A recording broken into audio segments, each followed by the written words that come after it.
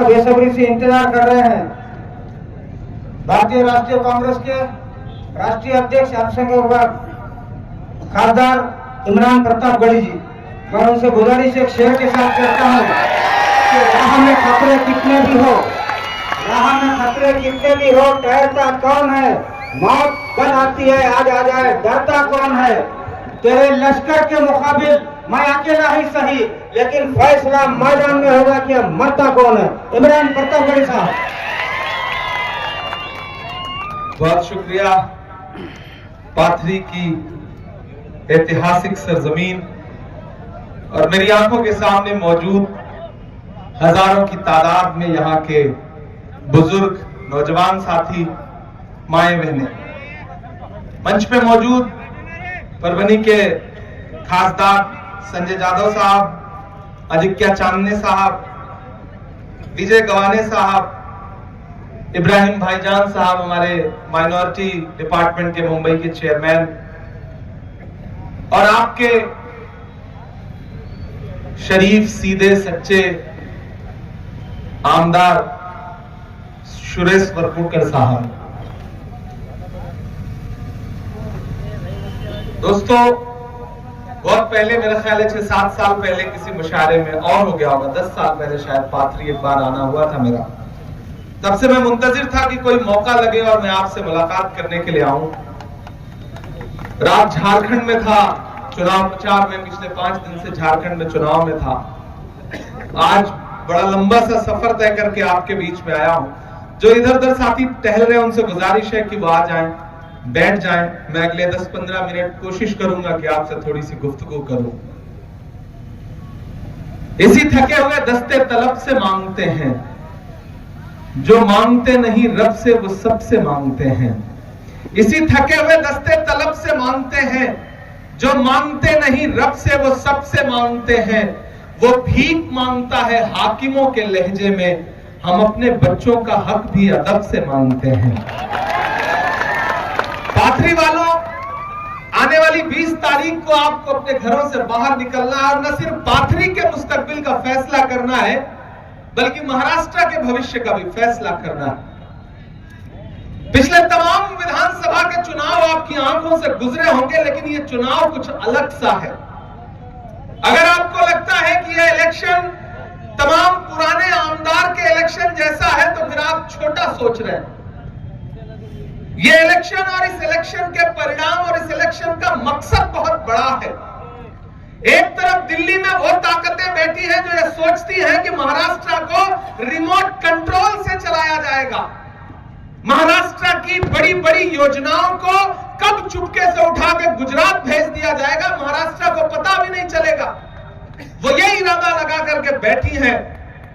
और एक तरफ वो ताकतें खड़ी हैं जो कह रही हैं कि हम डॉक्टर बाबा साहब अंबेडकर के संविधान से देश और प्रदेश चलाएंगे। एक तरफ नारे हैं, कटेंगे, बटेंगे, मंगलसूत्र छीन ले जाएंगे, भैंस खोल ले जाएंगे, ढहा देंगे, जला देंगे, उल्टा लटका देंगे, पता नहीं क्या क्या। और हमारे नारे क्या हैं? आइए नफरत के बाजार में मोहब्बत की दुकान खोलते हैं। ये लड़ाई नफरत और मोहब्बत के बीच में है।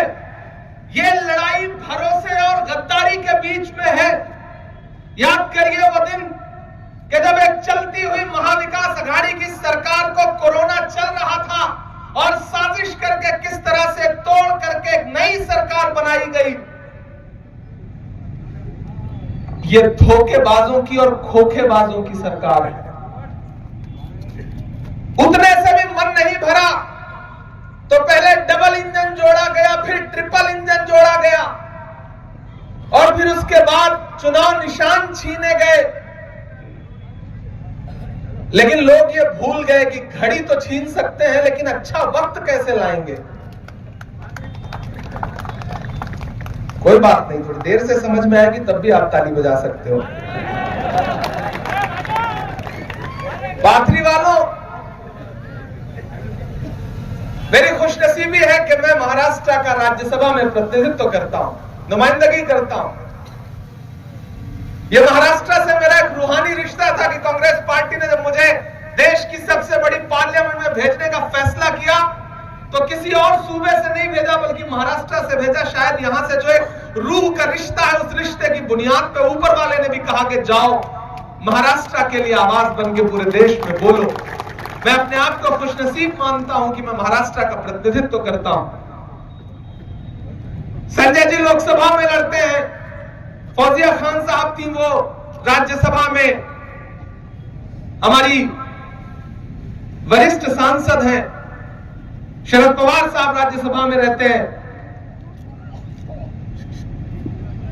मेरे भाई, महान बादशाह सिकंदर ने यूनान फतेह किया। यूनान जीतने के बाद वो यूनान की सड़कों पर जीत का जश्न मनाने के लिए निकला।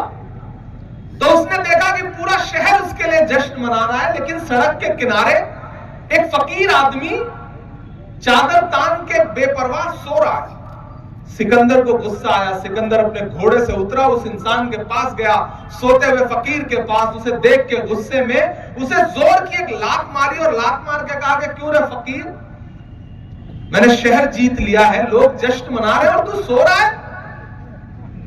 उस सोते हुए फकीर ने उनींदी आंखों से सिकंदर की तरफ देखा और देख करके कहा कि शहर जीतना बादशाहों का काम है, लेकिन लात मारना गधे का काम है। क्या इंसानों की दुनिया में इंसानों की इतनी कमी हो गई है जो उसने बादशाहत एक लात मारने वाले इंसान को सौंप दी? याद करो एक एक नारा। सबसे पहले नारा लगाया, बहुत हुई महंगाई की मार, अब की बार मोदी सरकार। फिर अंजाम क्या हुआ कि वो पेट्रोल डीजल जो 58 रुपए लीटर था वो 100 रुपए के पास पहुंच गया। वो गैस सिलेंडर जो 400 का था वो 1000 के पार पहुंच गया। मैंने तो एक दिन पार्लियामेंट में खड़े होकर के उनके सामने कहा कि भाजपा वालों, महंगाई के खिलाफ आप किस मुंह से बात करते हो?